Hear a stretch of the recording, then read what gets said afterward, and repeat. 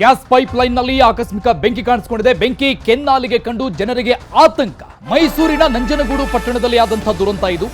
ಬಿಸಿಲಿನ ಶಾಖಕ್ಕೆ ಬೆಂಕಿ ಹೊತ್ಕೊಂಡಿದೆ ಅನ್ನುವಂಥ ಶಂಕೆ ಇದೆ. ಆರಂಭದಲ್ಲಿನೇ ಸಿಕ್ಕಾಪಟ್ಟೆ ಬಿಸಿಲು, ಈಗ ಬಿಸಿಲಿನ ಶಾಖಕ್ಕೆ ಇಲ್ಲಿ ಬೆಂಕಿ ಹೊತ್ಕೊಂಡಿದೆ ಅಂತ ಒಂದಿಷ್ಟು ಅನುಮಾನಗಳು ವ್ಯಕ್ತವಾಗಿದೆ.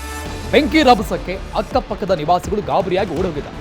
ಈಗ ಬೆಂಕಿ ನಂದಿಸಲು ಸ್ಥಳೀಯರು ಹರಸಾಹಸವನ್ನ ಪಟ್ಟಿರೋದು, ಗಾಬರಿಗೊಂಡಿದ್ದಾರೆ ಅಲ್ಲಿನ ಸ್ಥಳೀಯ ನಿವಾಸಿಗಳು. ಏಕಾಏಕಿಯಾಗಿ ಗ್ಯಾಸ್ ಪೈಪ್ ಲೈನ್ ನಲ್ಲಿ ಆಕಸ್ಮಿಕ ಬೆಂಕಿ ದೃಶ್ಯದಲ್ಲಿ ನೋಡ್ತಾ ಇದ್ದೀವಿ ನಾವು. ಬೆಂಕಿಯ ಕೆನ್ನಾಲಿಗೆ ಅಕ್ಕಪಕ್ಕದ ನಿವಾಸಿಗಳಿಗೆ ನಿಜಕ್ಕೂ ಕೂಡ ಆತಂಕ ಸಹಜವಾಗಿ ಆಗುತ್ತೆ. ಯಾಕಂದ್ರೆ ಅಷ್ಟರ ಮಟ್ಟಿಗೆ ದೊಡ್ಡ ಪ್ರಮಾಣದ ಬೆಂಕಿ ಹೊತ್ಕೊಂಡಿದೆ, ದೊಡ್ಡ ಪ್ರಮಾಣದ ಹೊಗೆ. ರೆಸ್ಕ್ಯೂ ಟೀಮ್ ಕೂಡ ಈಗಾಗಲೇ ಆಗಮಿಸಿರುವಂಥದ್ದು, ಬೆಂಕಿ ನಂದಿಸುವಂತಹ ಕೆಲಸ ಮಾಡ್ತಾ ಇದ್ದಾರೆ. ಸ್ಥಳೀಯರು ಕೂಡ ಅದಕ್ಕೆ ಸಾಥ್ ಕೊಟ್ಟಿರೋದು. ಮೈಸೂರಿನ ನಂಜನಗೂಡಲ್ಲಿ ಆದಂತಹ ದುರಂತ ಇದೆ.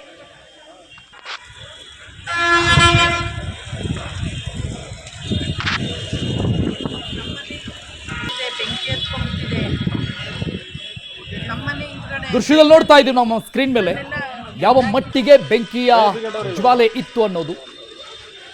ಬಿಸಿಲಿನ ಕಾರಣದ ಹಿನ್ನೆಲೆಯಲ್ಲಿ ಸಿಕ್ಕಾಪಟ್ಟೆ ಈ ಹುಲ್ಲು ಕೂಡ ಒಣಗೋಗಿದೆ ಅಲ್ಲಿ. ಹಾಗಾಗಿ ಅಕ್ಕಪಕ್ಕದಲ್ಲೂ ಕೂಡ ಬೆಂಕಿ ವ್ಯಾಪಕವಾಗಿ ಹರಡಿಕೊಂಡಿದೆ ಆದಷ್ಟು ಬೇಗ. ಒಂದಿಷ್ಟು ಮನೆಗಳಿಗೂ ಕೂಡ ದೊಡ್ಡ ಪ್ರಮಾಣದ ಡ್ಯಾಮೇಜ್ ಆದಂತೆ ಕಾಣಿಸ್ತಾ ಇದೆ. ದೃಶ್ಯದಲ್ಲಿ ನೋಡ್ತಾ ಇದ್ದೀವಿ ನಾವು. ಬೆಂಕಿ ಕಾಣಿಸ್ಕೊಳ್ತಾ ಇದ್ದಂಗೆ ಅಲ್ಲಿದ್ದಂಥ ಜನರು ಓಡಿ ಆಚೆ ಹೋಗಿದ್ದಾರೆ. ಯಾಕಂದರೆ ಹೇಳಿ ಕೇಳಿ ಗ್ಯಾಸ್ನ ಪೈಪ್ ಲೈನ್ ಅದು. ಸೊ ಹಾಗಾಗಿ ಸಹಜವಾಗಿ ಆತಂಕ ಇರುತ್ತೆ.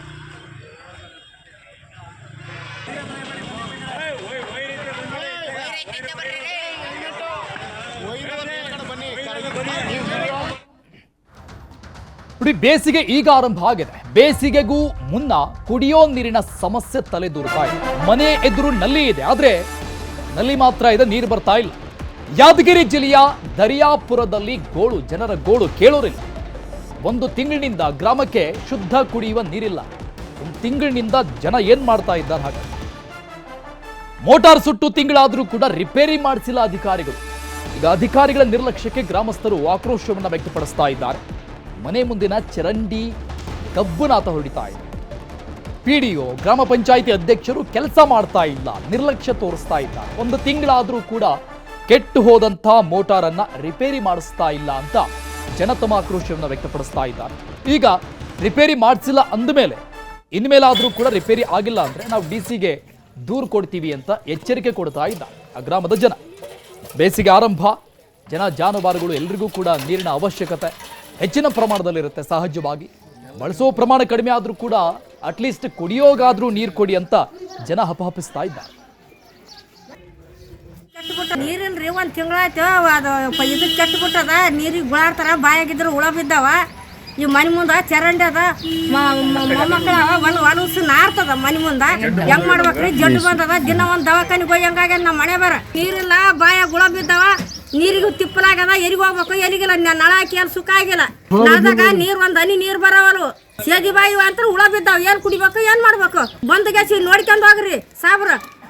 ಬೋರ್ಲು ಕೆಟ್ಟವ. ಬೋರ್ಲು ಮಾಡಂತ ಪಿಡಿಒ ಸಾಬ್ ಫೋನ್ ಹಚ್ಚಾರ, ಫೋನ್ ರಿಸೀವ್ ಮಾಡ್ತಿಲ್ಲ. ಪಂಚಾಯತಿಗೆ ಬರ್ತಿಲ್ಲ. 2 ದಿನಕ್ಕೊಮ್ಮೆ ಪಂಚಾಯತಿಗೆ ಬರ್ತಾರ.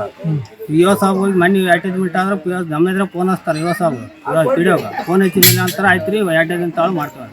ಇಂಥ 2 ದಿನ ಅನ್ಕೊಂತ ಬಂದ್ಗೇಸಿ 1 ತಿಂಗಳಾಯ್ತು. ಇಲ್ಲಿಗೆ ಬಂದು ನಿಂತಾರೆ. ಈಗ ತಿಂಗಳಾದ್ರೂ ಮಾಡಕ್ತಾ ಇರಲ್ಲ. ಫೋನ್ ಹಚ್ಚಿ ಫೋನ್ ರಿಸೀವ್ ಮಾಡ್ತಾರೆ. ಪಿಒ ಸಾಬ್ ಗಮನಕ್ಕನ ಅದ, ಪಿಡಿಒನ್ ಗಮನಕ್ಕನ ಅದ, ಅಧ್ಯಕ್ಷ.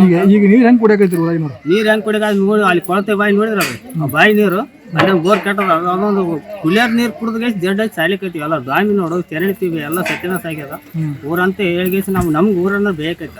ನಾವು ಯಾರು ಕೈಲಿ ಬೇಸಿ ಹೋಗ್ರಿ? ಊರಂತ ಕೇಳ್ಬೇಕ, ಪೀಡಿಯನ್ ಕೇಳ್ಬೇಕ. ಲೆಟರ್ ಸನೇ ಕೊಟ್ಟಿವಿ ಪಿಡಿಒ ಸಾಬ್, ಸರ್ ಇವ್ರಿಗೆ ಬರವಣಿಗೆ ಮಾಡ್ರಿ, ವೈದ್ಯರಿಗೆ ಇರ್ತಾರೆ, ಇಲ್ಲಿಗೆ ಬರೋಕ್ಕಾಗಲ್ಲ. ಅಡೇ ದಿನ ಸನಕ್ಕೆ ತಂದು ನಿಂತೀವಿ. 1 ತಿಂಗಳಿಗೊಮ್ಮೆ 2 ಊರಾಗಿನ ಸೇದಿ ಬಾವಿ ನೀರು ಕುಡಿಯಕೈತಿ. ಸೇದಿ ಬಾವಿ ನೀರು ಕುಡಿಯಕೈತಿ. ಚರಂಡಿ ನೀರು ಬರ್ತಾವ, ಅದಕ್ಕೆ ಬೇಸಿ ನೀರು ಅವು ಕುಡಿಯಕೈತಿ. ಕುಡಿದು ದಾಮಿ ಕೊಟ್ಟು ಎಲ್ಲ ಎರೇನ್ ಹಾಕೈತಿ.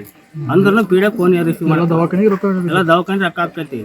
ಪಿಡಿಒ ಹೇಳಿದ್ರೆ ಪಿಡಿಒ ಗಮನಕ್ಕೆ ಬರೋಲ್ಲ. ಈಗ ಏನಾಗ್ಬೇಕಂತ ಹೇಳ್ತೀರಿ? ಈಗ ಏನಾಗ್ಬೇಕು? ಬೋರ್ ಮಾಡಬೇಕು. ನಳಕ್ಕೆ ನೀರಿಲ್ಲ, ನಳಗಳೆಲ್ಲ ಕೆಟ್ಟವ. ಜೈಜಮ್ ವರ್ಕ್ ಸರಿಯಾಗಿ ಮಾಡಿಲ್ಲ. ಇಲ್ಲಿ ಕಲ್ಲಿ ನೀರು ಇದಾಗ್ತಾವ, ಸಿಕ್ಕ ಆಗಿಲ್ಲ. ಅದು ಸಿದ್ಧ ಮಾಡಿ ಕೊಡ್ಬೇಕಂತ ನೀವು